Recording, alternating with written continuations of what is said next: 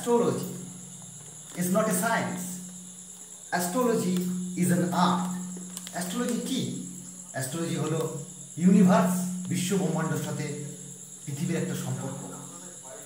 9টি গ্রহ সব সময় তার পজিশন চেঞ্জ হচ্ছে, বিট অফ সেকেন্ডে আমাদের জন্মের সাথে তার পজিশন চেঞ্জ হচ্ছে। এরই নাম হচ্ছে অ্যাস্ট্রোলজি। নমস্কার বন্ধুরা, আমি জ্যোতিশ্রী বিশ্বজিৎ। আজ আপনাদের বলবো অ্যাস্ট্রোলজি আমাদের জীবনে বা জ্যোতির্বিজ্ঞান কি কি প্রভাব ফেলতে পারে, কিভাবে চেঞ্জ করে দিতে পারে আমাদের মুহূর্তের মধ্যে লাইফ। রামায়ণের একটি গল্প আপনাদের শোনায়। দানব রাবণ সে মেঘনাথের জন্মের সময় জেনে গেছিল তার গ্রহের কি কি ফলাফল, শুভ ফলাফল এবং কুফলাফল আছে। রামায়ণ পড়ে দেখবেন রাবণ একজন ছিলেন বড় জ্যোতিষী। সে রাবণ জ্যোতিষ 9টা গ্রহকে কবজা করার জন্য আমাদের শনিদেবকে পায়ের তলায় রেখেছিলেন চেপে। কিন্তু শনিদেব, যেটা ভাগ্যে থাকা সেটা ঘটবেই। শনিদেব কি করলেন?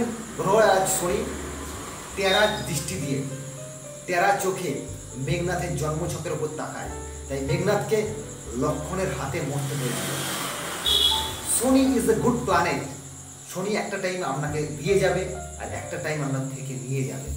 শনির সাড়ে সাথী এইসব বলে যে আপনাদের যারা ভয় দেখায়, ভয় দেখিয়ে বিভিন্ন রকমভাবে রোজগার করছে। শনি, গ্রহরাজ শনির এফেক্ট প্রত্যেকের জন্মছকে কম বেশি থাকবেই, এটা নিয়ে চিন্তা পাওয়ার কোনো কারণ নেই। আপনারা প্লাম দেখান, জন্মছক বিচার করুন। রামায়ণের আরেকটি ঘটনা বলি। রাজা রামচন্দ্র মুকুট পরেছিলেন, তাকেই আবার বনবাসে যেতে হয়েছিলেন। এটিই ছিল ভাগ্যের বিচার। আগে থেকেই সিদ্ধান্ত হয়ে আসে আপনি কি হবেন বা আপনি কি হবেন না। তাই আবার বলছি, এই astrology is an art, astrology is not a science. তাই অ্যাস্ট্রোলজি সবাইকার ভাগ্যে থাকে না, অ্যাস্ট্রোলজিকে নেওয়ার মতো সবাইকার ভাগ্যে থাকে না। একটি এত সুন্দর জিনিস, যারা নিতে পারবে অ্যাস্ট্রোলজিকে, তারা বুঝতে পারবে জীবনকে কিভাবে চালনা করা যায়। নমস্কার বন্ধুরা, আজকে এই পর্যন্তই বললাম। ভালো থাকবেন, সুস্থ থাকবেন। জয় তারা, জয় তারা, জয় বাম, জয় বাম।